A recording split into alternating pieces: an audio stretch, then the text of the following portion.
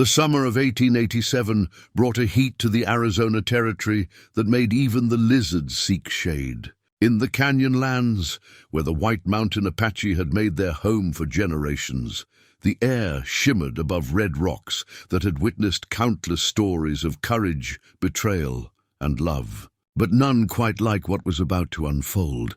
Before we jump back in, tell us where you're tuning in from, and if this story touches you, make sure you're subscribed, because tomorrow I've saved something extra special for you. Ayanna was her name, though the white settlers who traded at the fort knew her as the chief's daughter, a title that reduced her to a possession rather than acknowledging the fierce spirit that burned behind those dark eyes. At 19 summers, she had already turned away 5 proposals from warriors within her tribe, each rejection sending shockwaves through the community. Her father, Chief Niol, had grown tired of explaining to disappointed families why his daughter remained unwed. The problem wasn't that Ayanna lacked suitors. Quite the opposite. Young warriors would return from hunts with their finest kills, laying elk and mountain lion pelts at her feet. They composed songs about her beauty, comparing her hair to the raven's wing and her movements to the deer. But Ayanna had seen too much to be impressed by pretty words and dead animals. She had watched her mother, Kimimela, slowly fade after being traded like a horse between families, a political arrangement that secured peace but crushed her spirit. Kimimela would sit by the fire in the evenings, her eyes distant, humming songs from a childhood she could barely remember. Ayanna swore she would never become that hollow echo of a person. She would choose her own path, or she would choose no path at all.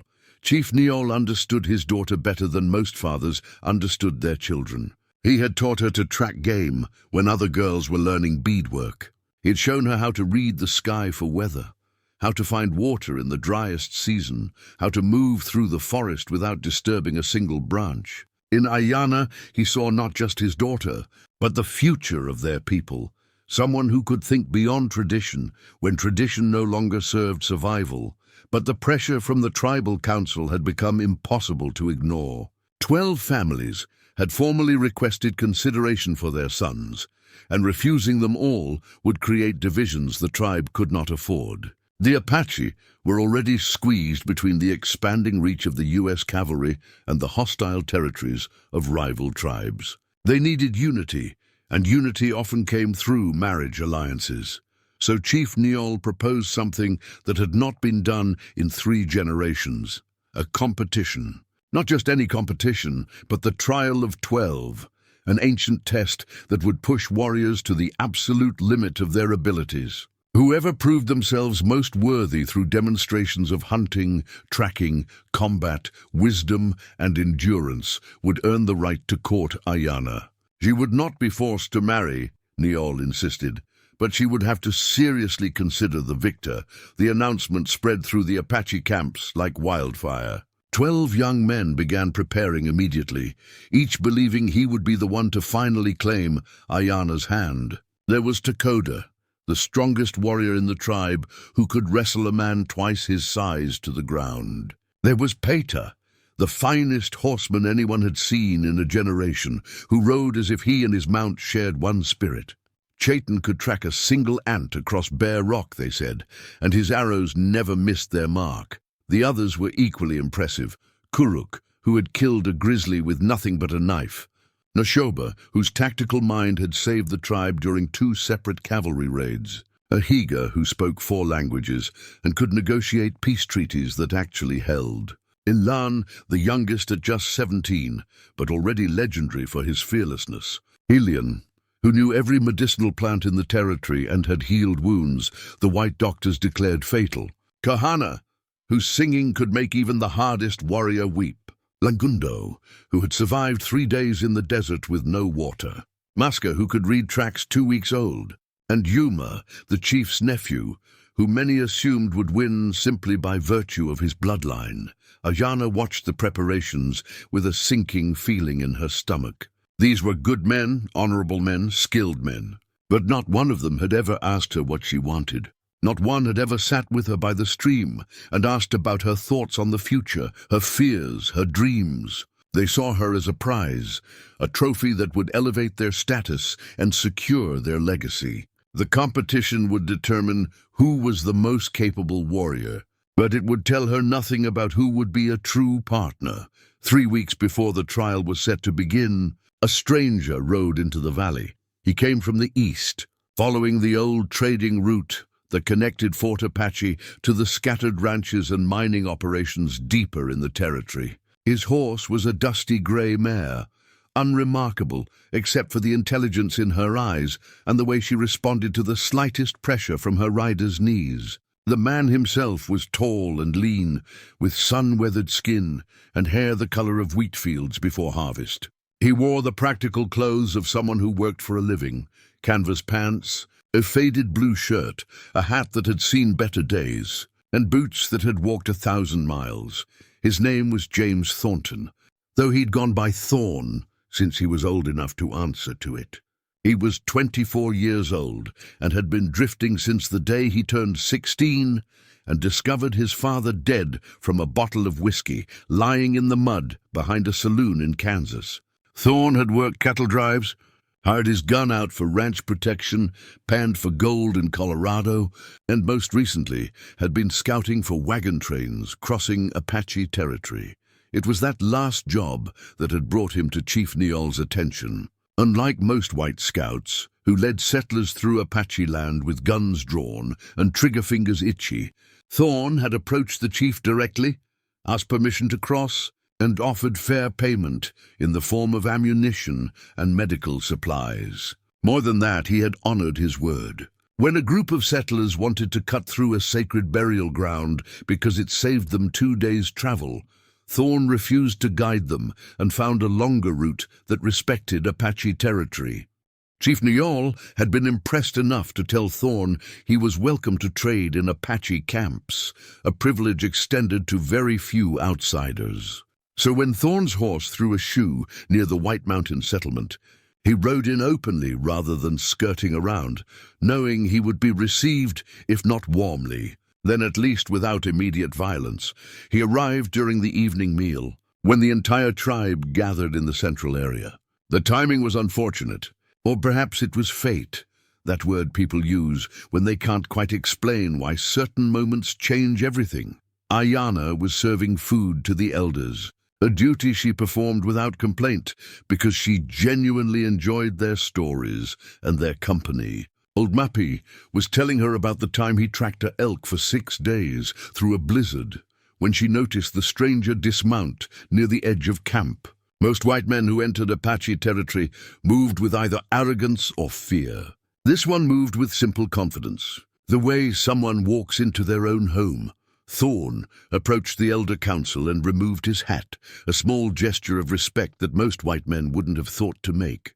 "Chief Neol," he said, and his voice carried clearly in the evening air, "my horse needs a shoe, and I'm hoping to trade for the privilege of your blacksmith's time. I have coffee, tobacco, and ammunition to offer." Chief Neol studied the cowboy for a long moment. Around them, conversation had stopped. Warriors' hands drifted toward weapons, not out of immediate threat, but out of habit.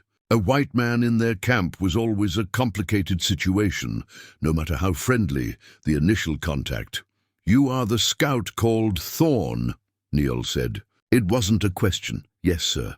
You are far from the usual trading routes. Horse threw the shoe about 5 miles back. I could have tried to make it to Fort Apache, but that would have lamed her for certain.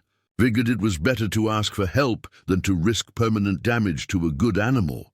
There was something in the way he said it, the genuine concern for his horse, the practical assessment of the situation, the lack of any attempt to flatter or manipulate, that reminded Neol of how his own people approached problems. Deal with what is, not with what you wish it to be. "Takoda," the chief called, and the powerful warrior stepped forward. "Take the cowboy's horse to Keeley. Tell him the work will be compensated." He turned back to Thorn. "You will eat with us while you wait. It would be impolite to send you away hungry." This was a test, of course. Accepting food meant accepting Apache hospitality, which came with certain obligations of behavior. Refusing would be an insult. Thorn knew this, just as he knew that every eye in the camp was measuring him. judging whether he was like the soldiers who raided their villages or the settlers who poisoned their waterholes. "I would be honored," Thorn said simply, and sat where he was directed. It was Ayanna who brought him food, corn cakes, roasted rabbit, and wild onions. Their eyes met for perhaps 3 seconds, no more, but in that brief moment something passed between them that neither could have named. Recognition, perhaps, though they had never met. Or maybe it was simply that each saw in the other someone who didn't quite fit the world they'd been born into. "Thank you," Thorn said in Apache. Ayanna's eyebrows rose slightly. His pronunciation was rough, heavily accented, but understandable. "You speak our language," she replied in English, equally accented but clear. A few words, enough to be polite and ask directions. "Your English is much better than my Apache. My father insisted I learn. He says the world is changing, and we must change with it or be crushed by it." There was something sharp in her voice, an edge of resentment or maybe sorrow. Before Thorn could respond, one of the warriors, Peter, stepped forward. "Why does the white man eat with us?" he demanded, directing his question to the chief, but keeping his eyes on Thorn. "Have we become so weak that we welcome our enemies to our fires?" "Thorn is not our enemy," Chief Neil said calmly. "He has proven himself respectful of our ways." "Respect?" Peter spat the word. "The white men respect nothing but their own greed. They take our land, kill our game, break every treaty they sign, and we feed them and shoe their horses." Thorn continued eating, giving no sign that he heard the accusations, though every muscle in his body was coiled and ready. He'd been in situations like this before. The worst thing he could do was respond defensively or reach for his gun. Either action would confirm every prejudice Peter held. It was Ayanna who spoke. "Peter," she said, her voice cutting through the tension, "are you so frightened of one unarmed white man that you must make speeches to feel safe? Perhaps the trial of 12 is too challenging for you. Perhaps you should withdraw." The insult landed like a slap. Peter's face flushed dark, and his hand went to his knife. But he couldn't challenge her directly without dishonoring himself. She was the chief's daughter, and more importantly, she was the woman he hoped to win. "I fear nothing," he said through clenched teeth. Preparing and narrating this story took us a lot of time, so if you are enjoying it, subscribe to our channel. It means a lot to us. Now back to the story, then prove it by showing hospitality to a guest in our camp. Or are the old ways only worth following when they're convenient? For a moment the situation balanced on a knife's edge. Then Chief Neo laughed, a deep, genuine laugh that broke the tension like a stick snapping. "My daughter has a tongue sharper than any blade." "Sit down, Peter. Save your fire for the competition."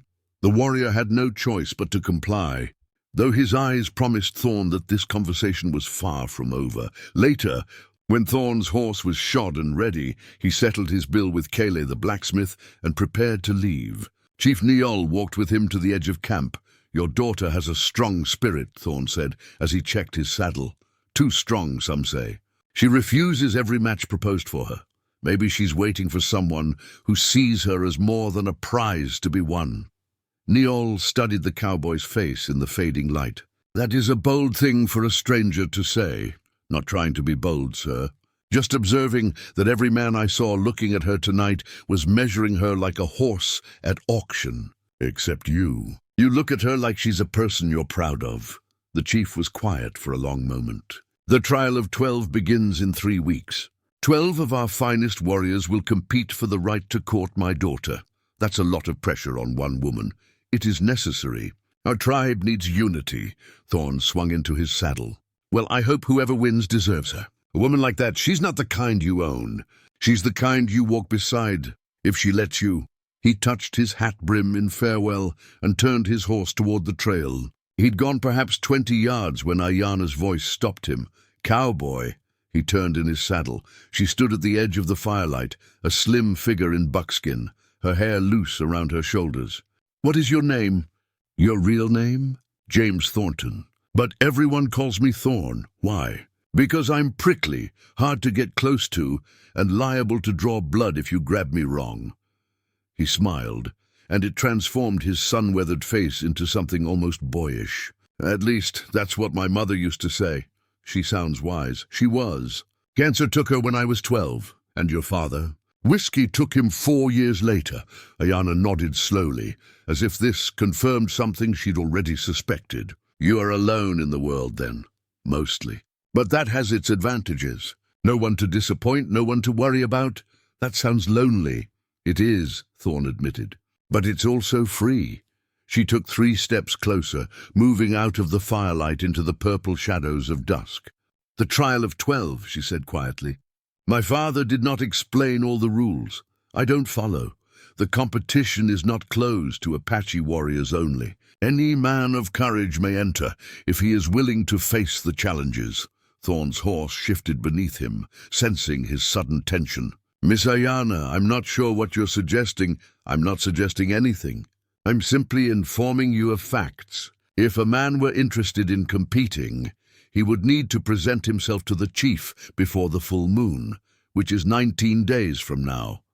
Why are you telling me this? She tilted her head, studying him with an intensity that made him feel as if she could see straight through to his bones. Because you're the first man who has ever spoken to me like I was a human being rather than a pretty object to be acquired. Because you care more about your horse than your pride. Because when Peta insulted you, you kept eating rather than reaching for your gun. She paused. And because I saw the way you looked at the sunset while you waited for your horse, like it was the first time you'd seen color in years. Thorn didn't know what to say to that. He'd built his whole life around staying unattached, moving on before anyone could get too close, before he could disappoint them the way his father had disappointed his mother. The idea of entering a competition for a woman's hand, an Apache woman at that, which would make him enemy to both her people and his own, was insane. I should go, he said finally. Yes, Ayana agreed. You should. But neither of them moved for a long moment, locked in a silent conversation that had nothing to do with words. Finally, Thorn touched his hat again and rode out, disappearing into the gathering darkness. Ayana watched until even the sound of hoofbeats faded, then turned back to camp. She didn't see the 12 warriors watching from the shadows, their faces grim with understanding. A new competitor had entered their arena, even if he didn't know it yet. And this one wouldn't be bound by the rules of honor and tradition that governed their behavior. This one would be fighting for something they had never had to fight for. The right to even be considered worthy. Thorn made it 15 miles before he stopped for the night. He told himself it was because his horse needed rest, that the terrain ahead was too treacherous to navigate in darkness, that he was low on water and needed to ration what he had. All of these things were true, but none of them were the real reason he pulled off the trail and made camp in a small canyon sheltered by cottonwood. Trees. The real reason was that he couldn't stop thinking about her. He'd met beautiful women before. Saloon girls in Kansas City with painted lips and practiced smiles. Ranch owners' daughters in Texas with Sunday manners and calculating eyes. A widow in Colorado who'd offered him partnership in her late husband's mining claim, along with certain other arrangements. He'd walked away from all of them without a second thought. But Ayana was different. It wasn't just her face, though that would have been enough to stop any man's breath. It was the intelligence in her eyes, the way she'd cut through Peta's posturing with surgical precision, the loneliness he recognized because it mirrored his own. She was trapped in her world, the same way he was trapped in his, by circumstances, by expectations, by the weight of other people's needs pressing down until you forgot what you wanted for yourself. Thorn built a small fire and boiled coffee in his dented tin pot. The night was clear, stars scattered across the sky like someone had thrown diamonds against black velvet. An owl called from somewhere in the darkness, hunting. He sipped his coffee and tried to think rationally about what Ayana had told him. Any man of courage may enter if he is willing to face the challenges. It was an invitation, not just to compete, but to step into a world where he would never truly belong. Even if by some miracle he won, what then? Would her people accept a white man as the husband of their chief's daughter? Would his own people forgive him for crossing that line? The territory was full of men who'd been run out of towns for less, or worse, found swinging from trees. And yet, Thorn had spent 8 years drifting because nothing had felt worth staying for. Not land, not gold, not the promise of security or comfort. He'd seen too many men destroy themselves chasing those things, sacrificing everything good about themselves in pursuit of something that ultimately left them hollow. His father had been one of those men, drowning his failures one bottle at a time, until there was nothing left but regret and broken promises. But this was different. This wasn't about acquisition or pride. This was about finding someone who understood what it meant to be an outsider in your own life. Someone who looked at the sunset like it mattered, who spoke truth when lies would have been easier, who was brave enough to choose her own path even when the entire world conspired to push her down another road. He poured the dregs of his coffee onto the fire and watched the flames hiss and die. Then he pulled his bedroll from his saddle and lay down under the stars, knowing that sleep would be a long time coming. Back at the Apache camp, Ayana lay awake in her family's lodge, staring at the smoke hole above and watching stars appear in the circle of sky. Her mother breathed softly beside her, already deep in sleep, but Ayana's mind raced with questions she couldn't answer. Why had she told the cowboy about the competition? It made no sense. He was white, an outsider, someone who would only complicate an already impossible situation. The 12 warriors preparing to compete were all good men in their own ways. Choosing one of them would preserve tribal unity, honor tradition, and secure her position within the community. But none of them had ever asked what she wanted. Not once. The door flap moved, and her father's silhouette appeared. "You're awake," Chief Neal said quietly. "How did you know?" "You're breathing. When you sleep, it's deep and even. When you think, it's shallow and irregular." He settled himself near her sleeping mat, his joints creaking with the motion. "What troubles you, daughter?" Ayana considered lying, but her father had always seen through her deceptions. "I told the cowboy he could enter the competition." "I know. Half the camp heard you, and the other half has been informed by now.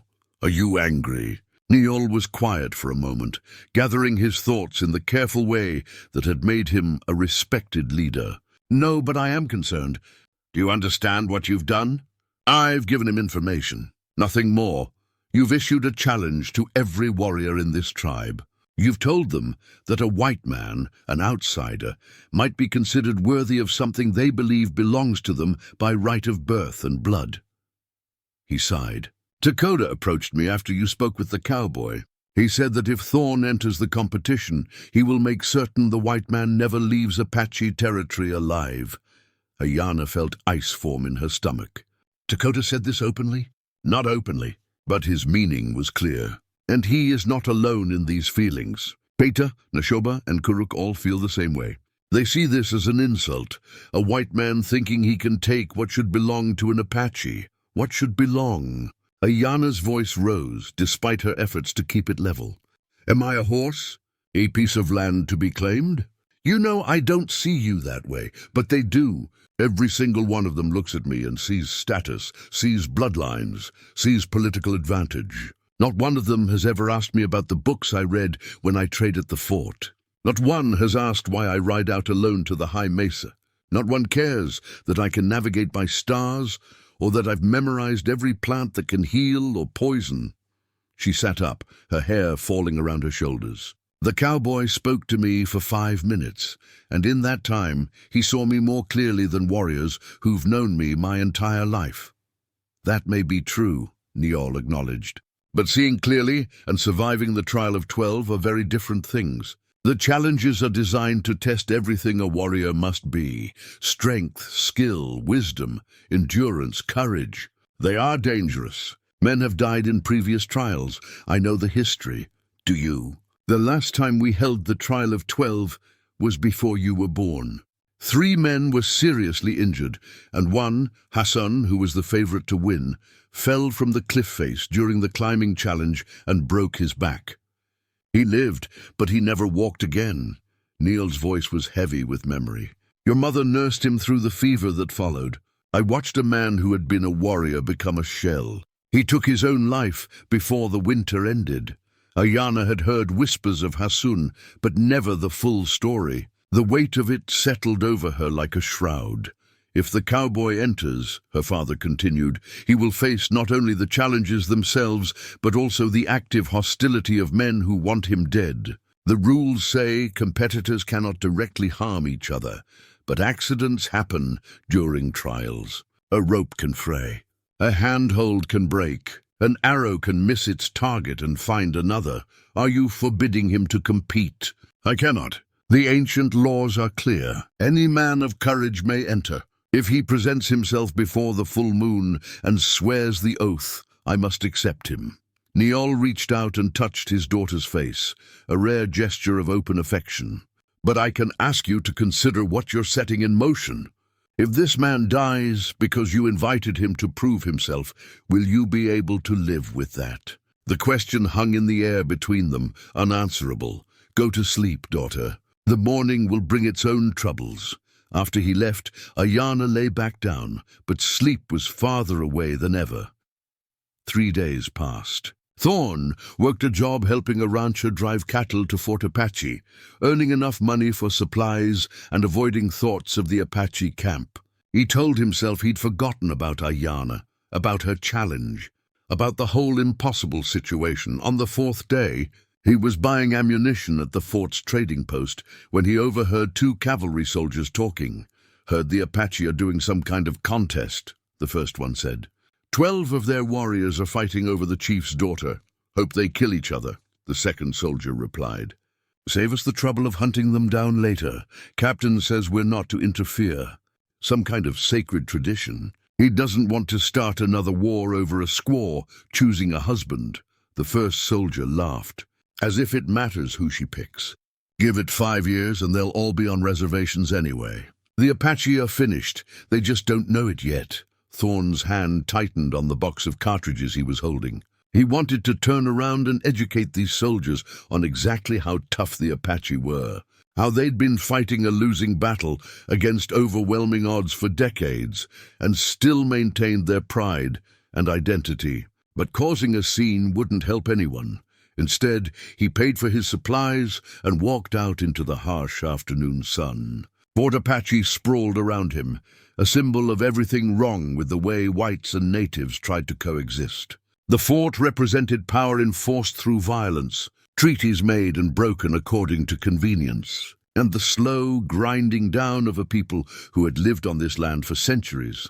And yet, walking away from the fort toward his horse, Thorn felt something shift inside him. Maybe it was hearing those soldiers dismiss an entire people as irrelevant. Maybe it was the casual cruelty in their voices when they talked about Ayana as if she were nothing more than a betting opportunity. Or maybe it was simply that he was tired of drifting through life without ever taking a stand for something that mattered.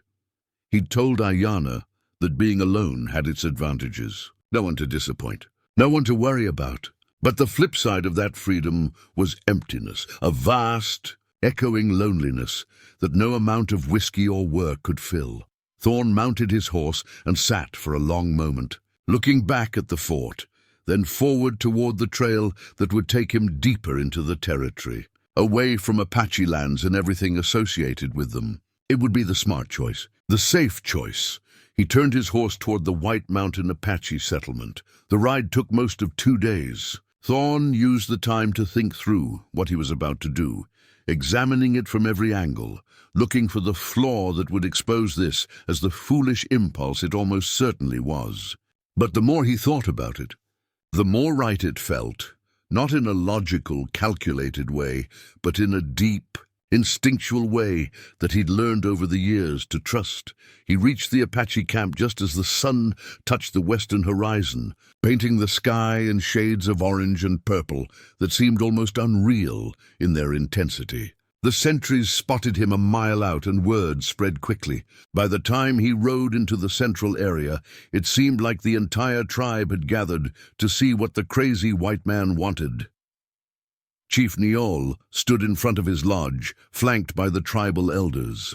His face showed no emotion, but his eyes tracked Thorn's every movement with sharp intelligence. Thorn dismounted, removed his hat, and walked forward until he stood 10 feet from the chief. The crowd pressed in around them, silent and watching. "Chief Neal," Thorn said, pitching his voice to carry, "I've come to request entry into the trial of 12. A murmur rippled through the crowd. Surprise, anger, disbelief all mixed together.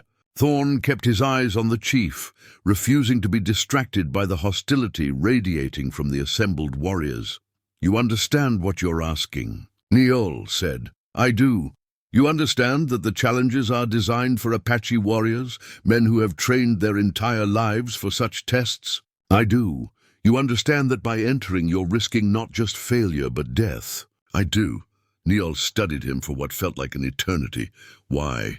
It was the same question Thorn had been asking himself for days. He could give the easy answer, that he was attracted to Ayana, that he wanted to prove himself, that he was looking for adventure. All of those things were partially true, but the real answer was more complicated and more honest. "Because I'm tired of running from anything that might matter," Thorn said quietly. "Because your daughter is the first person in 8 years who looked at me and saw something worth talking to. Because everyone keeps telling me this is impossible, and I've never been good at accepting other people's definitions of what I can and cannot do." He paused. "And because if I ride away now, I'll spend the rest of my life wondering what would have happened if I'd been brave enough to try." The silence that followed was absolute. Even the evening wind seemed to hold its breath. Then Dakota stepped forward from the crowd. The massive warrior's face was dark with fury. "This is an insult," he said. "A white man cannot compete for an Apache woman. It violates everything we are." "The old laws say otherwise," Chief Neal replied calmly. "The old laws were written before the white men came, before they stole our lands and murdered our people. Those laws never contemplated something like this.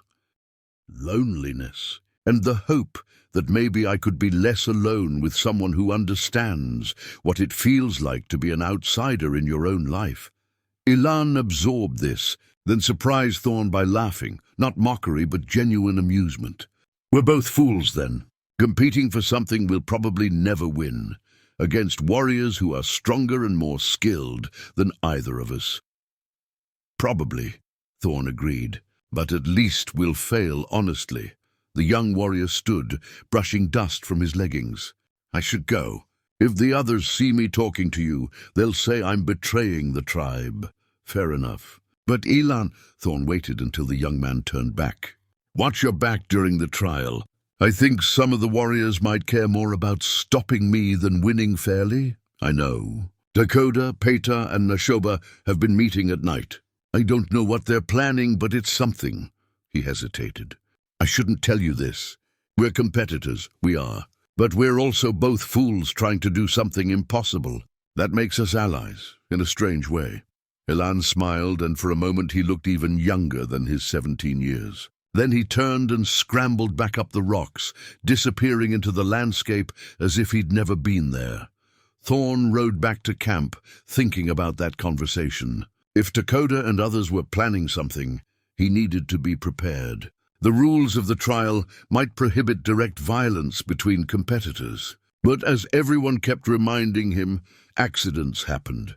That night, as he was checking his gear by firelight, he found the first sign of sabotage. His rope, good strong hemp that he'd bought new just 2 weeks ago, had been deliberately weakened. Someone had cut halfway through it at 3 different points, leaving just enough intact that it would look fine at a casual glance, but would snap under any real stress. Thorn examined the cuts closely. They were clean, made with a sharp knife, and positioned where they'd be hard to spot. If he'd tried to use this rope during a climbing challenge, he would have fallen to his death. He threw the ruined rope aside and went through the rest of his gear with meticulous care. His saddle had been subtly damaged, a girth strap partially cut. His water skin had a tiny hole punched in the bottom, placed where it would leak slowly and leave him dehydrated. Even his coffee had been tampered with. Someone had mixed dirt and small pebbles into it. probably hoping he wouldn't notice in the dark and would break a tooth. Thorn sat back on his heels, anger building in his chest. This wasn't the action of warriors testing a competitor. This was attempted murder dressed up as pranks. He rebuilt his fire higher than necessary, making it clearly visible, then settled in with his rifle across his lap. If someone wanted to finish what they'd started, let them try when he was ready. No one came that night, but Thorn didn't sleep. He kept watch until dawn, when the camp began to stir and people emerged from their lodges. Chief Neol appeared mid-morning, walking out to the visitor area with two of the tribal elders. His face was grave.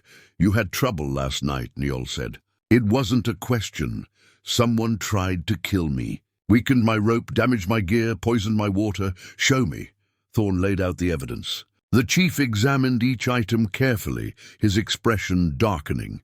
"This violates the rules of the trial," one of the elders said. "Competitors must face the challenges, not each other." "Do you know who did this?" Neol asked Thorn. "I have suspicions, but no proof." The chief was silent for a long moment. "I will address the competitors. This behavior shames us all." He looked at Thorn directly. "But I cannot protect you. The trial begins in 13 days, and between now and then you are in danger. Some men have decided you must fail, by death if necessary. Then I'll have to make sure they're disappointed. This is not a joke. Thorn, if you are found dead, I can punish whoever is responsible, if we can prove who did it. But that won't bring you back to life. I've been in tight spots before, not like this. Here, you are surrounded by people who want you gone. You cannot trust anyone. You cannot let your guard down for a moment." Neol's voice softened slightly. "It would be no shame to withdraw. You took the oath, yes, but there are circumstances that would make withdrawal honorable. I will tell everyone you received word of family emergency, that you must return to—" "No." Thorn's voice was firm. "I'm not running. If someone wants me dead, they'll have to face me directly, not sneak around in the dark like a coward." "Then you're a fool," one of the elders said bluntly. "A brave fool, perhaps, but a fool nonetheless." "Probably," Thorn agreed. "It seems to be my natural state." After they left, Thorn spent the day in the settlement trading for new gear. He needed rope, and his water skin was ruined, and he wanted to replace several other items that he couldn't trust anymore. The traders were polite but cold, doing business because tribal law required it, but making clear they didn't approve of his presence. While he was negotiating for rope, he felt someone watching. He turned to see Ayana standing near a large entrance, partially hidden in shadow. Their eyes met for just a second before she disappeared inside. That evening after dark, she came to his camp. She moved silently, appearing out of the darkness like a spirit. Thorn had been dozing lightly, his rifle within reach, but he snapped fully awake when he sensed her presence. "Don't shoot," she said quietly. "It's me. You shouldn't be here. If someone sees you, I'm careful." "No one saw me leave." She settled near his fire, but not too close, maintaining a proper distance. "I heard about your gear being sabotaged. News travels fast. My father told me. He's furious. He addressed all 12 competitors this afternoon, reminded them that honor demands fair competition." She smiled bitterly. "As if honor means anything to men who would murder someone rather than face them in a fair contest." "Elan wouldn't do something like that," Thorn said. "And I don't think some of the others would either. It's probably just Takoda, Pater, and maybe one or two more. How do you know Elan wouldn't?" "I met him yesterday. We talked. He's competing for the right reasons." Ayana looked at him with something like surprise. "You talked with one of your competitors?" "Why not? We're both trying to do something difficult. That makes us allies in a strange way." She shook her head slowly. "You're not like other men. White or Apache, doesn't matter. Most men see competition as war. You see it as, what? A shared challenge. Something like that. Look, we both might fail. We both might get hurt. We're both taking a huge risk for something that matters to us. That creates a bond, whether we want it to or not. And what if Elan wins? What if he's the one who proves most worthy?" Thorn poked at his fire with a stick, sending sparks spiraling into the night. "Then I'll congratulate him and ride away, knowing I gave it my best, and hope that he treats you the way you deserve to be treated. You would accept defeat that easily. Easily? No, but I'd accept it. There's a difference between wanting something and being entitled to it. If Ilan proves he's better, then he deserves to win. Thorn looked at her across the flames. But I'm not planning to lose. Ayana smiled at that, a real smile that transformed her face. Good, because I didn't invite a quitter to compete. Why did you invite me? Really? She was quiet for so long that Thorn thought she might not answer. When she finally spoke, her voice was soft but clear. Because I'm tired of being seen as a prize instead of a person. Because every man who looks at me sees the chief's daughter, sees political advantage, sees status and prestige. But you looked at me and saw someone who watches sunsets, someone who feels trapped, someone who wants more than what the world has decided she should be. She paused. You saw me, Thorn, not the idea of me, not what I represent, just me. The silence that followed was heavy, with things neither of them knew how to say. Finally, Ayana stood. I need to go. But Thorn, be careful. Some of these men are dangerous, and they're scared of what you represent. What do I represent? Change. The possibility that the old ways might not be the only ways. That's terrifying to people who've built their entire identity on tradition. She took a step toward the darkness, then paused. 13 days. Can you survive 13 days? I've survived worse. Have you? Thorn thought about that question after she left. Had he survived worse? He'd faced physical danger before, sure, but this was different. This was a situation where the threats came from all sides, where he couldn't trust his gear or his surroundings, where even sleep was a risk. For the first time since he'd made his decision, Thorn wondered if he'd bitten off more than he could chew. But it was too late to back out now. He'd sworn an oath, issued a challenge, and put himself in a position where retreat would mean admitting defeat, not just to others, but to himself. He fed more wood to his fire and settled in for another sleepless night, rifle across his lap, watching the shadows and wondering which one might hold death. 13 days. He could survive 13 days. He had to. The next 5 days passed in a haze of tension and preparation. Thorn moved his camp 3 times, never staying in one place long enough for someone to set up an ambush. He slept in 2-hour shifts, always with one eye open, always with his hand near a weapon. The exhaustion was grinding him down, but staying alive mattered more than being rested. On the 6th day, an unexpected visitor arrived at his current camp. A small clearing, hidden in a rocky outcrop 2 miles from the main settlement. It was Halion, the healer, carrying a leather satchel and moving with the unhurried confidence of someone who knew he wasn't a threat. Don't shoot, Halion said calmly when Thorn's rifle swung toward him. I'm here to help, not harm. Why would you help me? You're competing against me? Halion was older than the other warriors, maybe 30, with streaks of premature grey in his black hair and eyes that had seen too much suffering. He settled cross-legged near Thorn's cold fire. Thorn had stopped building fires during daylight hours to avoid giving away his position.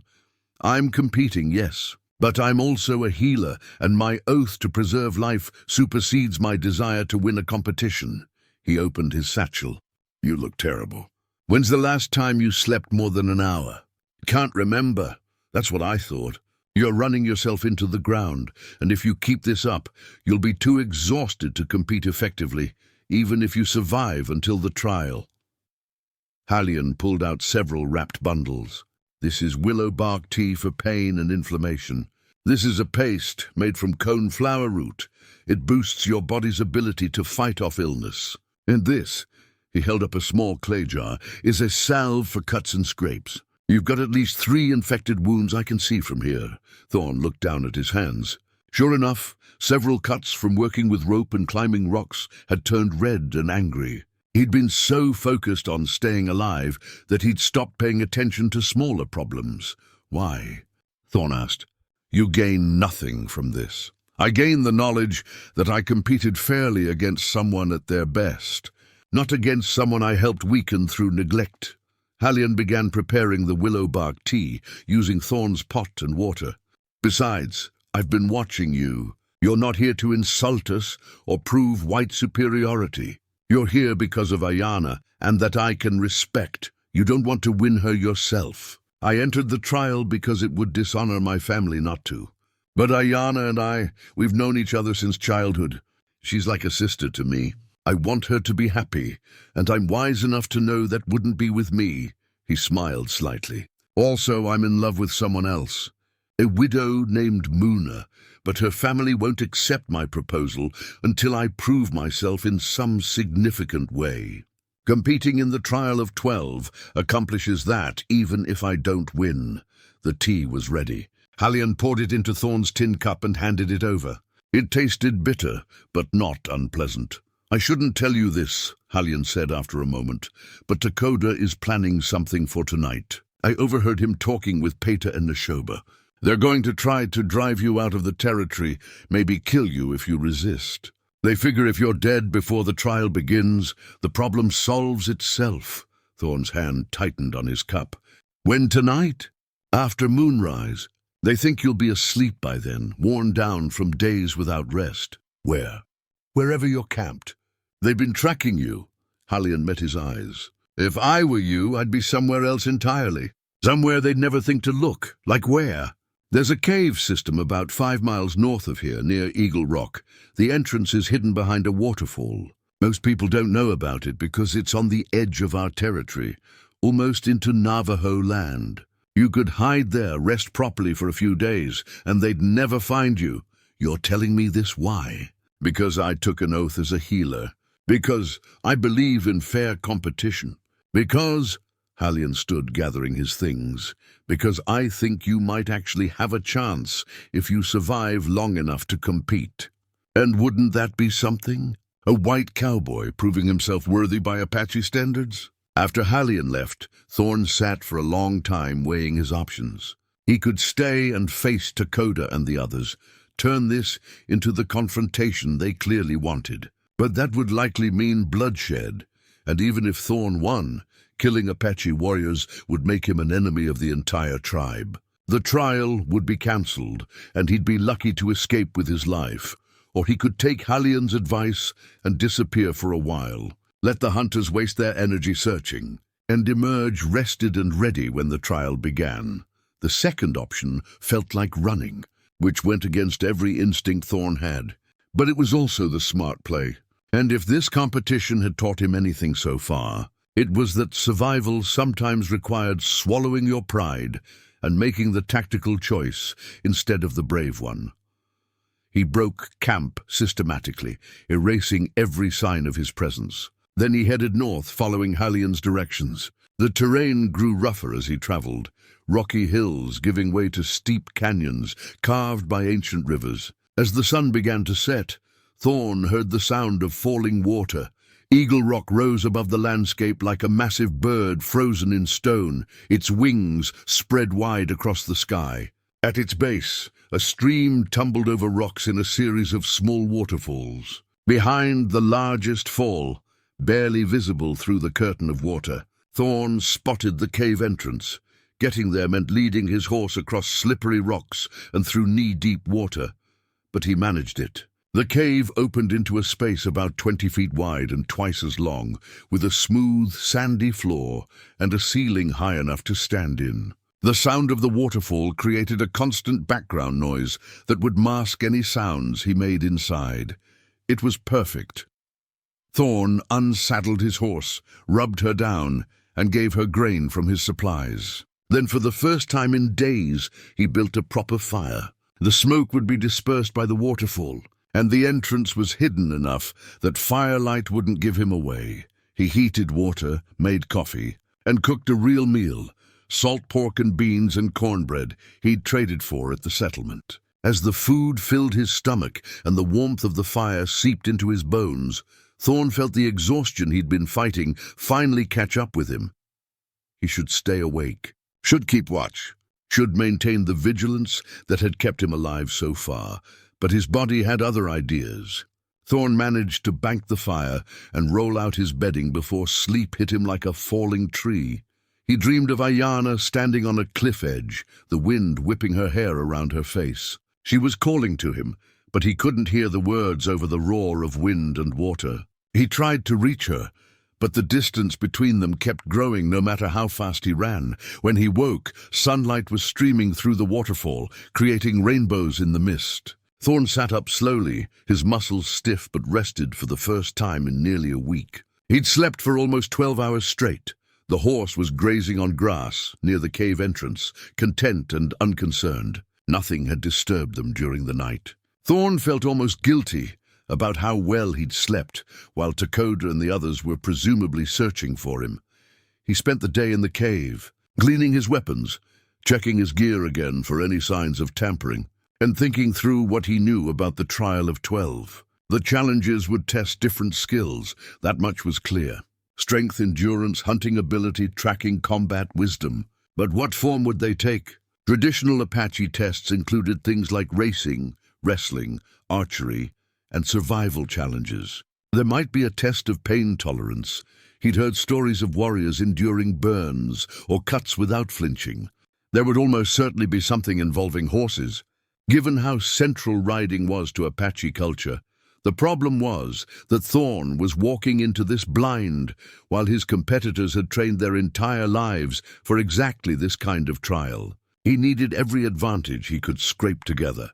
As afternoon faded toward evening, Thorn heard someone approaching. He grabbed his rifle and positioned himself behind a boulder where he could see the waterfall entrance without being seen.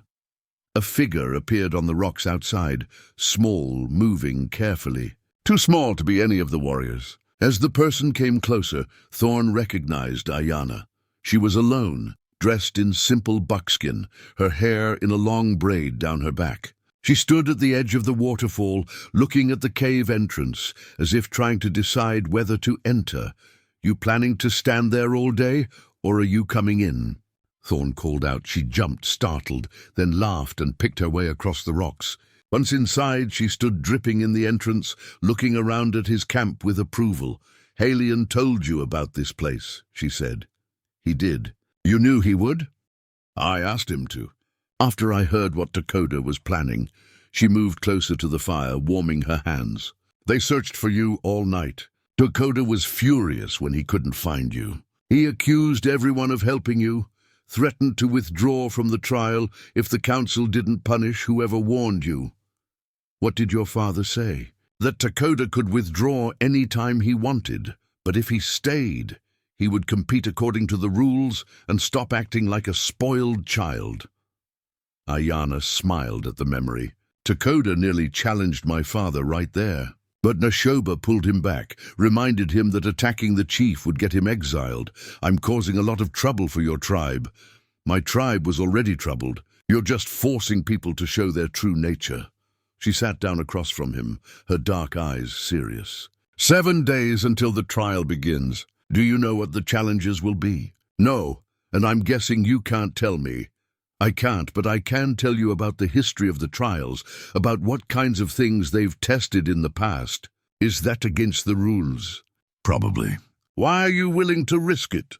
Ayana was quiet for a moment. "Because I've watched 12 men prepare for this trial, and 11 of them are preparing to prove themselves to the tribe, to gain honor and status. But you're the only one who seems to be preparing, because you actually want to know me. Not the chief's daughter, not the political alliance, just me." "I do want to know you," Thorn admitted. "Everything I've seen makes me want to know more." "Then listen. I'll tell you what I can." For the next 2 hours, Ayana talked about previous trials, about the kinds of challenges Apache culture valued, about the specific skills that separated good warriors from great ones. She couldn't tell him exactly what the tests would be. She didn't know herself, but she gave him a framework to understand what he'd be facing. "There will be something involving pain," she said. "Not torture, but a test of whether you can function through discomfort. Apache warriors need to be able to push past pain, to stay focused even when injured. I can handle pain. Can you? Have you ever been tested?" Thorn showed her the scar on his shoulder where a bullet had gone through during the wagon fire in Colorado. "I pulled 2 children out of the burning wreckage with this wound bleeding. Then I walked 3 miles to get them to a doctor before I'd let anyone treat me. Ayana studied the scar, then met his eyes. Why did you do that? Risk your life for strangers. Because they needed help and I was there. Doesn't seem complicated to me. Most men would have saved themselves first. Most men weren't. Raised by a mother who taught them that character is what you do when no one's watching. Thorn poked at the fire. She died hard, my mother. Cancer eating her from the inside. But she never complained, never asked why, never gave up trying to make every day count. If she could face that with courage, I figure I can handle a bullet wound. You loved her very much. Still do. She's been gone 14 years, and I still catch myself wanting to tell her about things I've seen. They sat in comfortable silence for a while, watching the fire burn down. Outside, the waterfall continued its endless song. I should go, Ayana said finally. If anyone notices I'm gone, I know. But Ayana, thank you for this. For believing I could do this, even when it's crazy to think I have a chance. She stood, moved toward the entrance, then turned back. Thorn, don't try to be Apache. You'll lose if you do that. Be yourself. That's what caught my attention in the first place. Trust your own strengths. Then she was gone, disappearing into the evening mist like a spirit. Thorn stayed in the cave for 3 more days, resting, preparing, and thinking through everything Ayana had told him. He practiced with his weapons, did exercises to build strength and endurance, and mentally rehearsed different scenarios he might face. On the 10th day, 5 days before the trial would begin, he decided it was time to return. Hiding had served its purpose. He was rested. His wounds were healing, and he'd used the time to prepare as well as he could. Now he needed to face whatever came next with his head high. The ride back to the settlement took most of the day. As Thorn approached the visitor area where he'd first camped, he found a crowd waiting. All 12 competitors stood in a loose semicircle, along with Chief Neol, the elders, and what looked like half the tribe. Takoda stepped forward, his face dark with anger. The coward returns. We thought perhaps you'd run away entirely, saved us the trouble of watching you fail. Sorry to disappoint you, Thorn said, dismounting. I'm still here, for now. But in 5 days, white man, you'll wish you'd stayed hidden in whatever hole you were hiding in. Maybe, or maybe in 5 days, you'll have learned that underestimating people is a good way to lose. The crowd murmured at that. Takoda's hands clenched into fists, but Chief Neol stepped between them. Enough. Both of you will have your chance to prove yourselves soon enough. He addressed the entire crowd. 5 days from now at sunrise, the trial of 12 begins. All competitors will present themselves at dawn. The challenges will continue until only one remains who has proven himself worthy. May the spirits guide us all toward wisdom and honor. As the crowd dispersed, Elan caught Thorn's eye and gave him a small nod of respect. Halion smiled slightly, but most of the others looked at him with expressions ranging from contempt to calculation. Thorn set up his camp again, this time in full view of the settlement. No more hiding. If someone wanted to try something, let them do it where witnesses could see. He was done being cautious. That night, as he lay in his bedroll watching the stars wheel overhead, Thorn thought about what was coming. 5 days, then everything would be decided. His future, Ayana's future. Maybe the future of Apache-white relations in this corner of the territory. No pressure at all. He laughed quietly to himself. The sound swallowed by the vast Arizona night. Somewhere out there, 12 warriors were probably thinking the same thing. Preparing for the same challenge, each one believing they would be the victor. Only one of them could be right. Thorn intended to make sure it was him. The morning of the trial arrived with a stillness that felt almost unnatural. No wind stirred the dust. No birds sang their dawn chorus. Even the usual sounds of the camp waking, children laughing, dogs barking, women starting cooking fires, were muted. As if the entire world was holding its breath, Thorn rose before the sun, his body tense with anticipation. He'd slept poorly despite his exhaustion, dreams fragmenting into anxious flashes of falling, drowning, and reaching for things that dissolved in his hands. Now, in the pre-dawn darkness, he went through his gear one final time. Knife sharp, rope secure, boots in good condition. canteen full.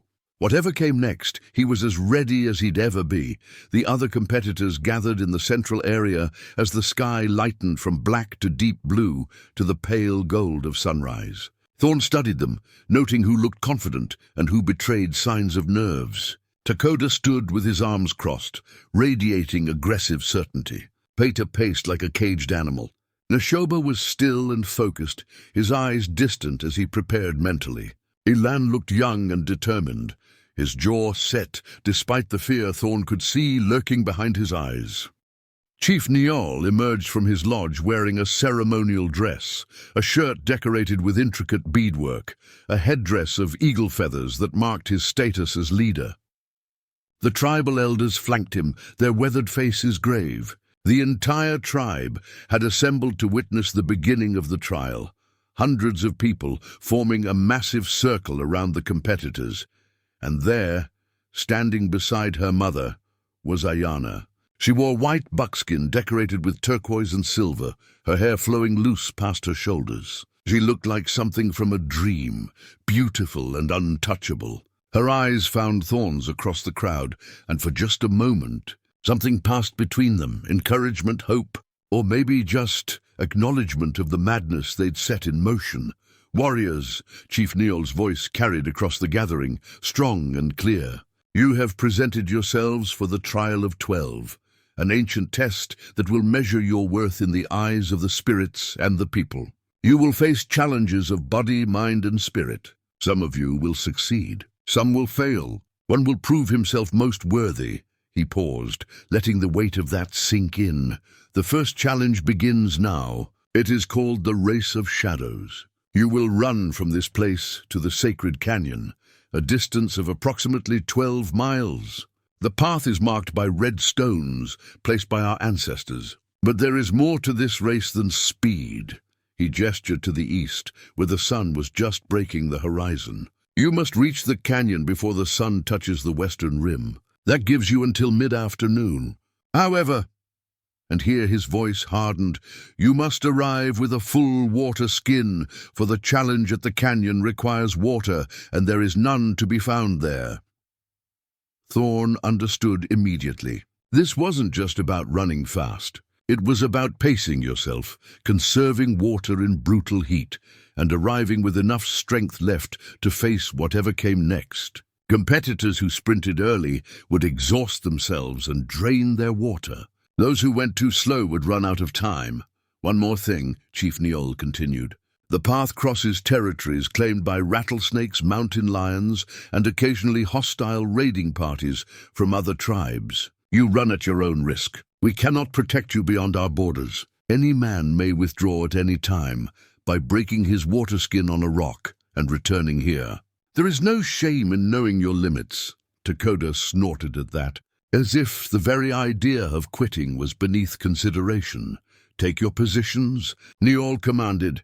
The 13 competitors, 12, Apache warriors and 1 white cowboy, formed a ragged line at the edge of the settlement. Thorn positioned himself on the outside, away from the cluster of Apache. He didn't want anyone accidentally tripping him or shoving him off balance at the start. Chief Niall raised his hand. The crowd fell silent. Somewhere a baby cried, quickly shushed. The sun climbed higher, painting the eastern sky in shades of orange and pink. Niall's hand dropped. They ran. Takoda and Paita shot forward immediately, their powerful legs eating up ground in long strides. Several others followed close behind, apparently deciding that speed was the way to win. Thorn held back, settling into a steady pace that he knew he could maintain for hours. Ilan ran beside him for the first mile, both of them letting the others pull ahead. They're going too fast, Ilan said between breaths. I know. Let them.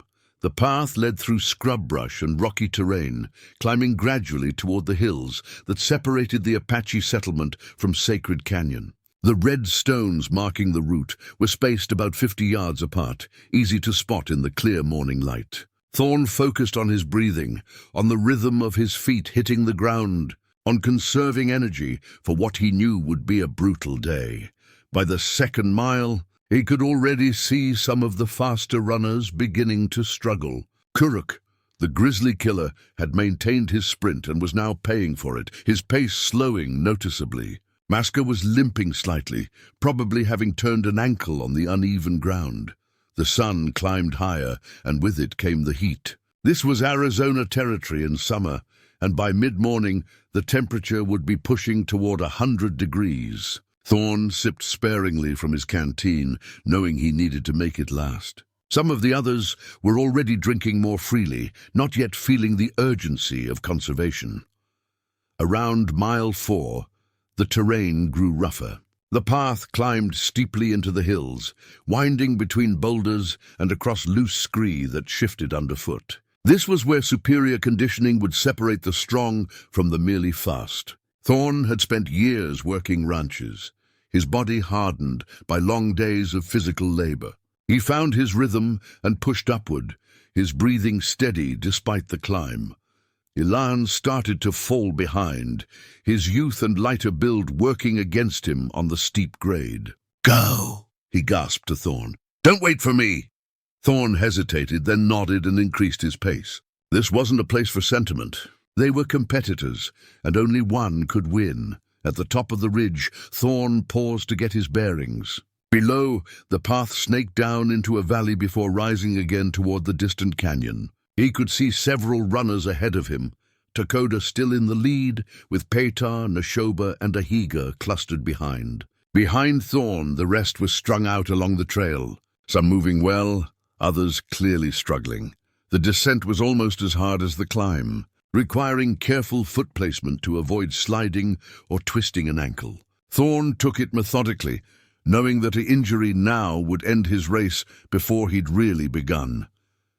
In the valley bottom, he came across Langundo, sitting beside the trail, his water skin empty beside him. The warrior, who had survived 3 days without water in the desert, had miscalculated, drinking too much too soon. His face was flushed with heat exhaustion. "Need help?" Thorn asked, slowing. Langundo waved him on. "Finish your race, white man." "I made my mistake." Thorn wanted to offer water, but he couldn't spare it. He ran on, the sound of Langundo's labored breathing fading behind him. The second major climb began around mile 8. The sun was high now, beating down mercilessly. Sweat poured off Thorn's body, and his canteen was less than half full. He'd been disciplined about water, but the heat was brutal and unforgiving. Every swallow was measured, every drop precious. Ahead, he saw Paytar stumble and fall to his knees. The horseman got back up, but his movements were uncoordinated, almost drunk. Heat exhaustion was setting in. Thorn passed him without comment, focused on his own race. The path led through a narrow defile between towering rock walls, providing blessed shade for perhaps a quarter mile. Thorn took the opportunity to rest briefly, standing in the shadows and letting his body cool slightly. His legs were burning, his lungs working hard, but he was managing. The canyon couldn't be far now. When he emerged from the defile, he saw it. Sacred canyon, carved into the landscape like a massive scar, its red walls glowing in the afternoon sun. The path led down to its rim, where several figures waited. Takoda was there, having arrived first. Nashoba and Ahiga had also made it. As Thorn watched, Kohana crested the final rise and staggered toward the canyon rim. Thorn pushed himself harder for the last mile, his body protesting every step. But he'd paced himself well, and he still had water, maybe 2 swallows left. But that was 2 more than some others would have. He reached the canyon rim to find Chief Niol waiting with the elders and a large crowd of tribal members who had ridden out to witness the challenges. Takoda stood apart, breathing hard but looking triumphant. Nashoba, Ahiga, and Kohana were there too, along with Halion, who had arrived just before Thorn. 6 have arrived with time to spare, Chief Niol announced. The others have until the sun touches the western rim. Over the next hour, more competitors straggled in. Ilan arrived looking exhausted but determined. Yuma, the chief's nephew, came next, followed by Kuruk, who was limping badly. Chaitan arrived with his water skin still half full. The tracker had navigated the course efficiently, conserving both energy and resources. Paytar never made it. Neither did Maska, Langundo, or several others, who had either run out of water or exhausted themselves. Out of 13 who started, only 10 remained. "The first challenge is complete," Niall said as the sun kissed the western canyon rim. "Those who remain will now face the second test, the trial of precision." He gestured to the canyon below. At the bottom, perhaps 300 feet down, targets had been placed, circles of painted leather stretched on wooden frames. Each was no bigger than a dinner plate. You will each be given 6 arrows. You must hit your target from here, at the rim. Wind, distance, and fatigue will test your skill. Those who strike their target 3 times or more will advance. Those who fail will be eliminated. Dakota smiled at this. Archery was one of his greatest strengths. He took his bow from where he'd left it at the rim. Competitors had been allowed to cache weapons at various points along the route, and nocked an arrow. His first shot was perfect, the arrow burying itself in the center of his target. His second shot was equally good, but his third went wide, probably thrown off by an unexpected gust of wind. His fourth and fifth shots hit true, though, securing his advance.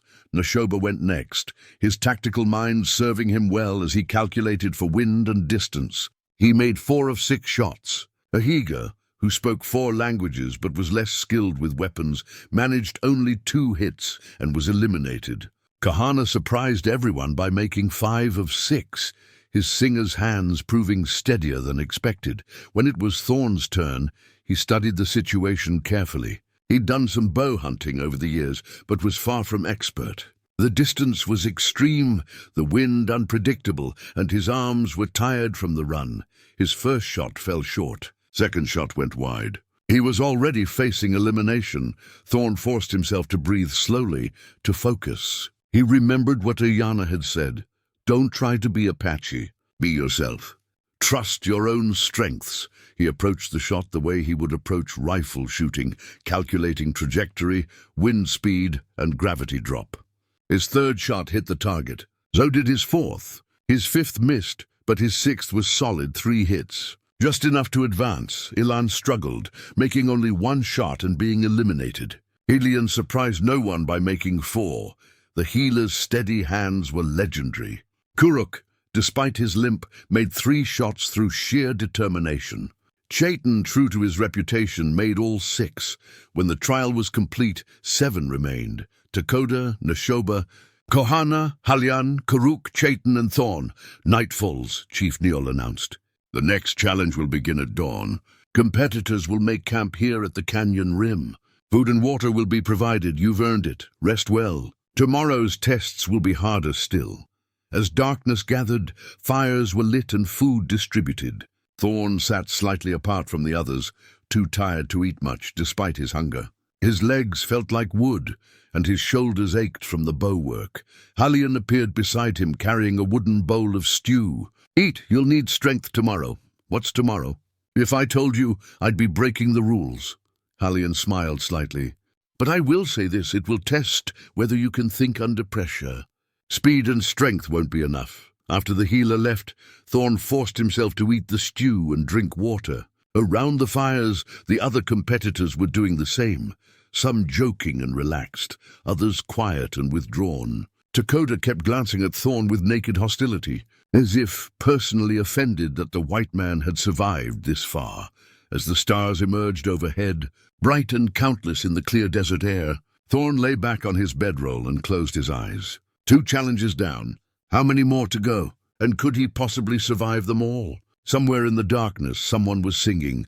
Kohana, probably, his voice rich and mournful as he sang what sounded like a prayer or a blessing. The song spoke of journeys and tests, of warriors who faced impossible odds, of courage measured not in victory, but in the willingness to try. Thorn fell asleep to that song, and dreamed of Ayana standing at the canyon rim, the wind in her hair, watching the sun rise and waiting to see who would emerge victorious. He intended to make sure it was him. Dawn broke cold and clear over Sacred Canyon.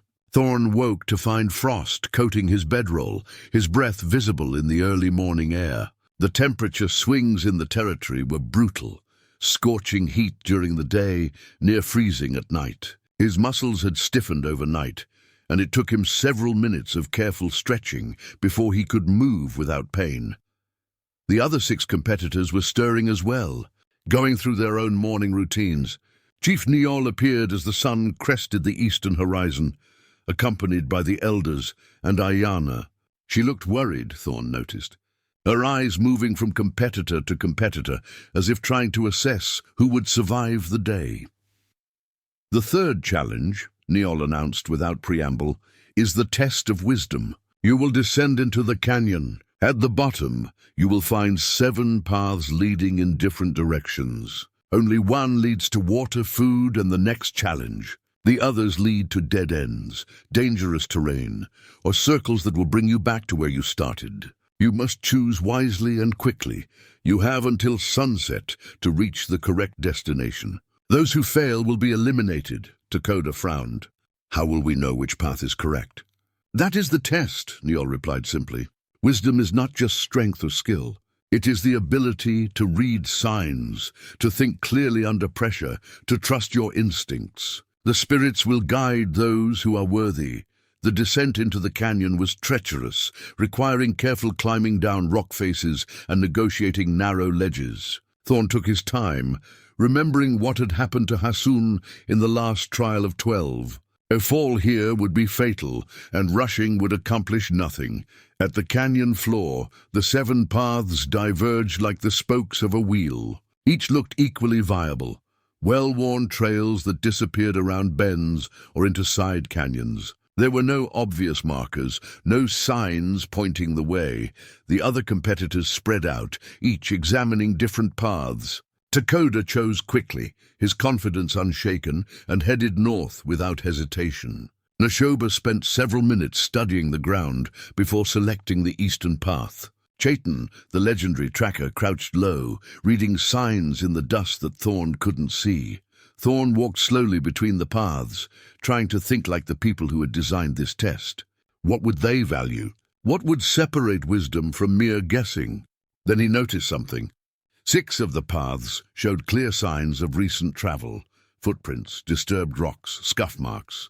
But one path leading southwest looked almost untouched. The Apache would have needed to set up the end point of this challenge, which meant they would have traveled to it recently. But they would also be clever enough to disguise which path they'd taken, unless they hadn't disguised it at all. Unless the test was to recognize that the most obvious answer was sometimes the correct one, and that overthinking could be as dangerous as not thinking at all. Thorn chose the southwest path. It wound through increasingly narrow canyon walls, sometimes requiring him to turn sideways to squeeze through gaps in the rock. At several points he questioned his choice. This seemed too difficult, too obscure to be the correct route. But there was something about it that felt right, an intuition he'd learned to trust over years of survival in harsh country. After what felt like hours of walking, the canyon walls opened into a small valley. In its center stood a crude shelter made of branches and hide, with smoke rising from a fire pit. Food had been laid out, dried meat, corn cakes, fresh water in clay jars. And there, waiting beside the fire, was one of the tribal elders.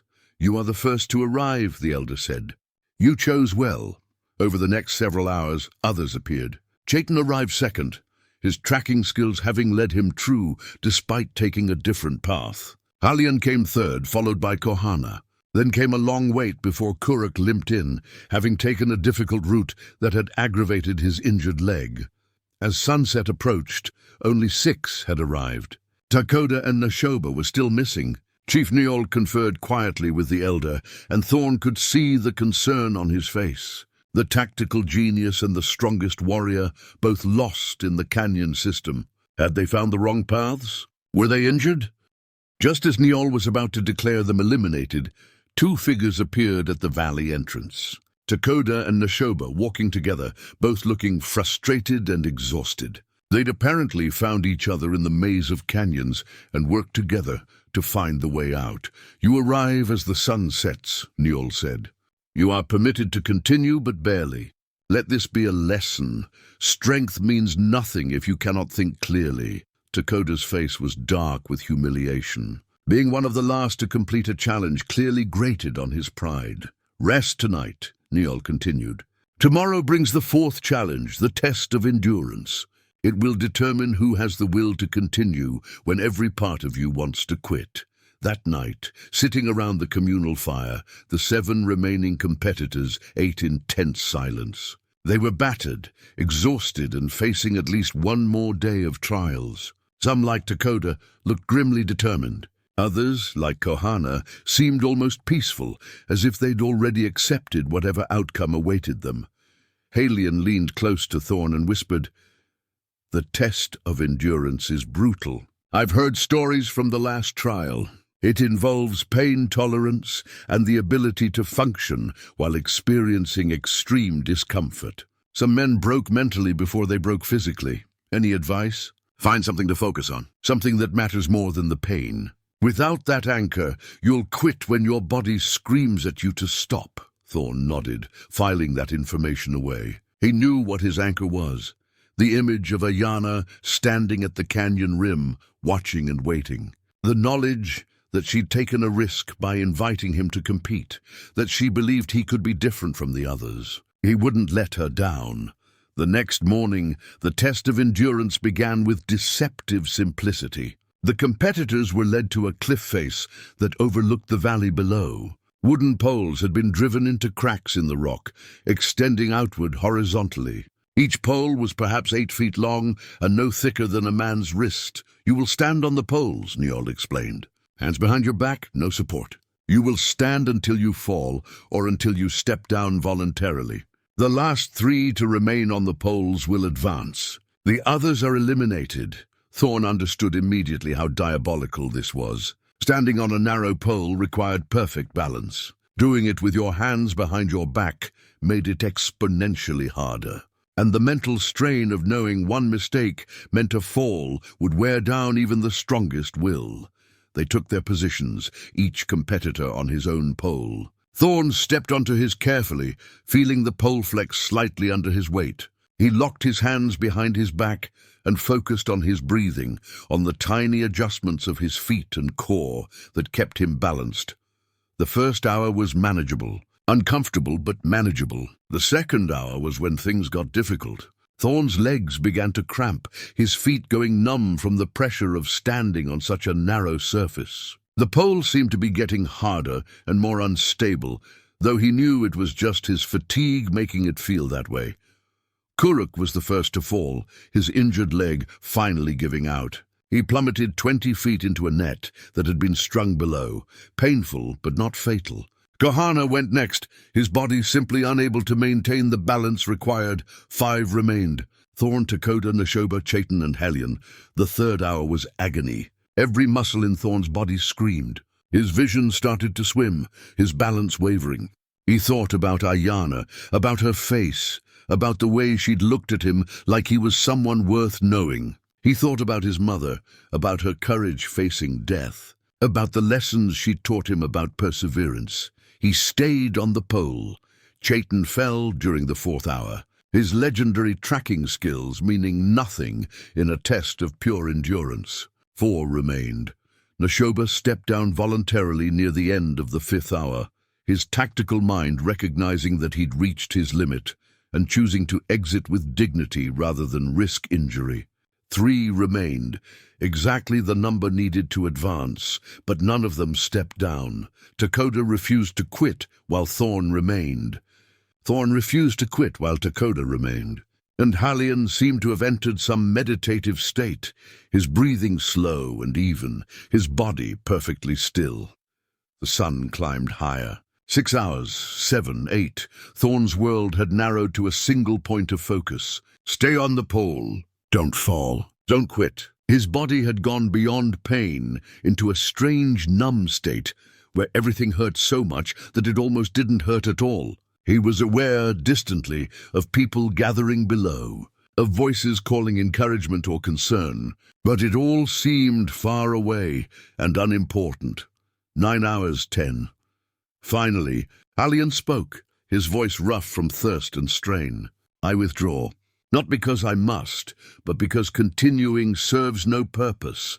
The test was endurance, and all three of us have proven we possess it. The healer stepped carefully backward off his pole onto the cliff face, where hands reached to steady him. He collapsed immediately, his legs unable to support him after 10 hours of standing.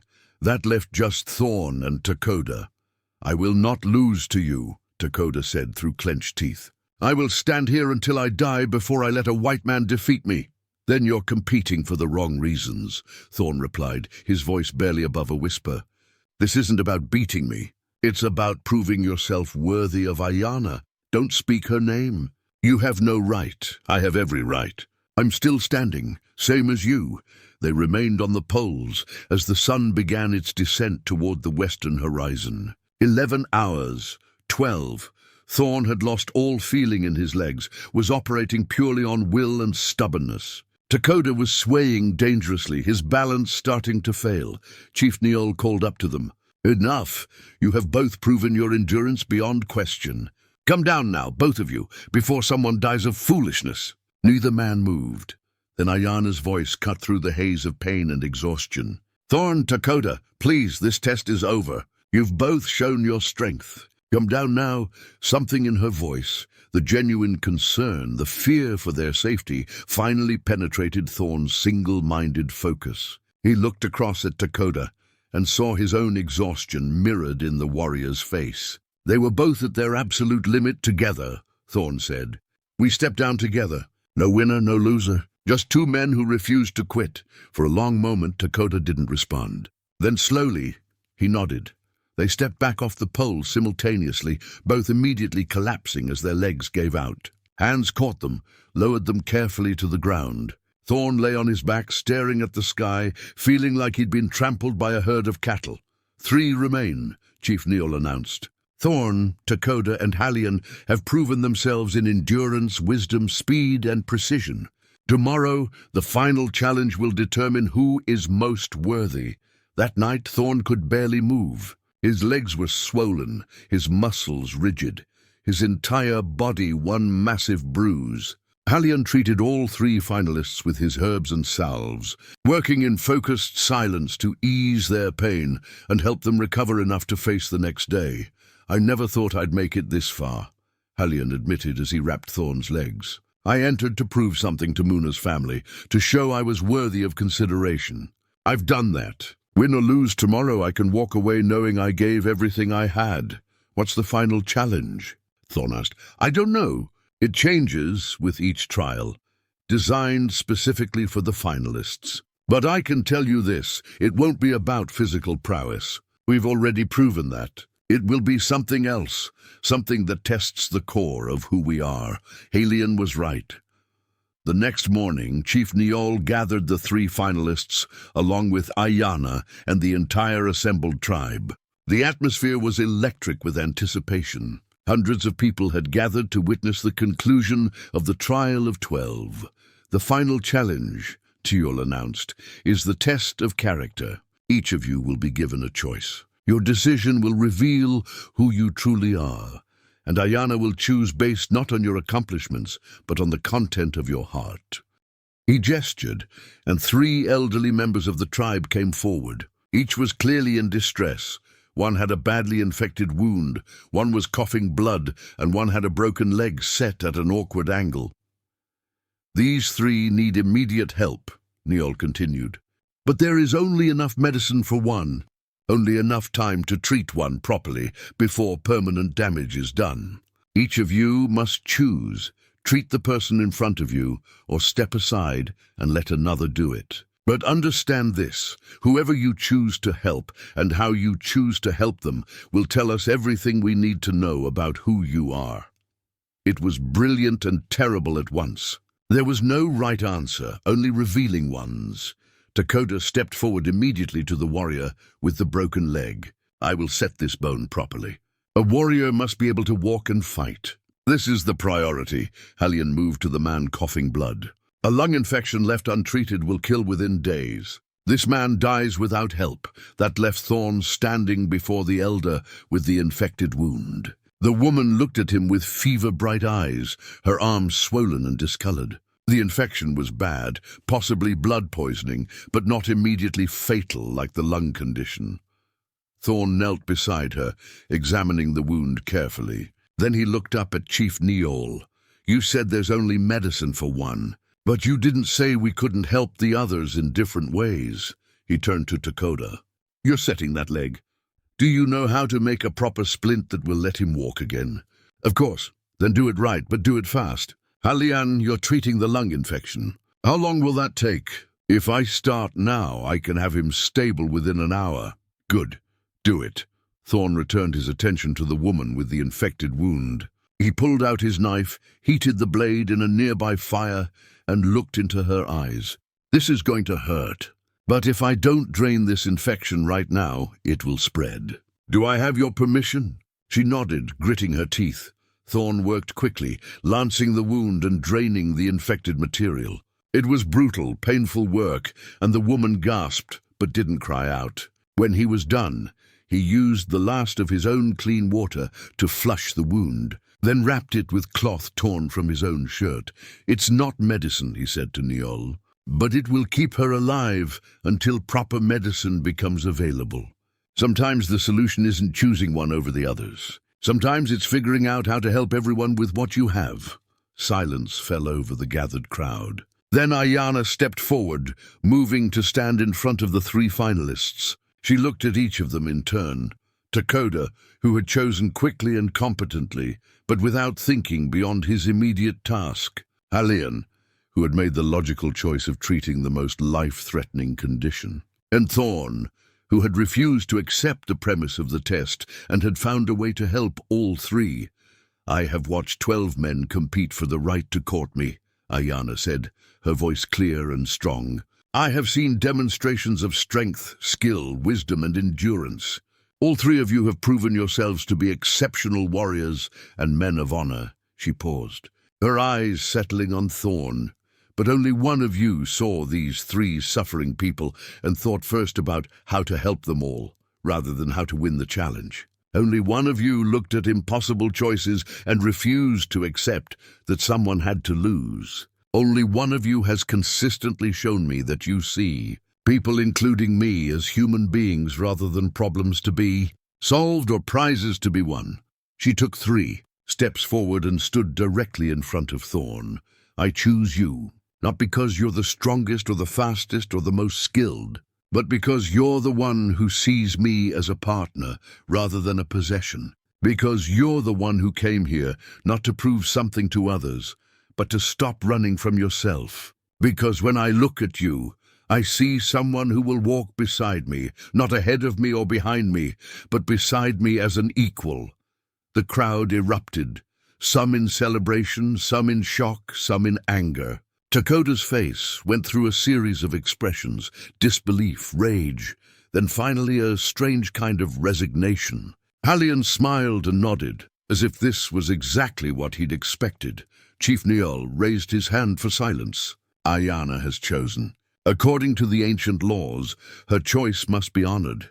But Thorn," he turned to face the cowboy directly, "you must understand what you've accepted. You will be taking an Apache woman as your wife. My daughter, this makes you family, but it also makes you a target. There are men in this tribe who will never accept you. There are whites in the territory who will see this as betrayal. Your life will not be easy." "No life worth living is easy," Thorn replied. He looked at Ayana. "But I'd rather have a hard life with someone who makes me want to be better than an easy life where I'm slowly dying inside." Ayana smiled, a real, genuine smile that lit up her entire face. "Then we understand each other perfectly." The celebration that followed was complicated. Some members of the tribe embraced the outcome, seeing it as a sign that new ways could honor old traditions. Others were angry, feeling that Ayana's choice diminished their culture. Dakota left the gathering immediately, unable to watch the woman he'd wanted choose another. But Elan approached Thorn as the sun set, offering his hand. "You ran an honest race. That's all any man can do," he smiled. "Besides, now I don't have to compete with you next time. I'll train harder, grow stronger, and maybe in a few years, I'll find someone who sees me the way Ayana sees you." As darkness fell and fires were lit throughout the camp, Thorn found himself sitting with Ayana away from the crowds, both of them exhausted but unable to wipe the grins from their faces. "So what happens now?" he asked. "Now we figure out how to build a life together. You'll need to learn more, Apache. I'll need to teach you our ways. We'll face opposition from both our peoples. It won't be simple." "Good," Thorn said. "Simple is boring." She laughed at that, the sound carrying across the night air. "You know what I realized during the trial? All those warriors were trying to prove they deserved me. But you were trying to prove you deserved a chance. That's the difference. One sees me as an end point. The other sees me as a beginning." "A beginning," Thorn repeated. "I like the sound of that." Above them, the stars wheeled in their ancient patterns, the same stars that had watched generations of love stories unfold in this harsh, beautiful land. Tomorrow would bring new challenges, new struggles, new battles to fight. But tonight, a cowboy and an Apache girl sat together under the vast Arizona sky, having found in each other something neither had been looking for but both desperately needed. A home, a partner, a reason to stop running and start building something that mattered. And really, Thorn thought, as Ayana leaned her head against his shoulder, what more could any person ask for than that? Up next, you've got two more standout stories right on your screen. If this one hits the mark, you won't want to pass these up. Just click and check them out. And don't forget to subscribe and turn on the notification bell so you don't miss any upload from us.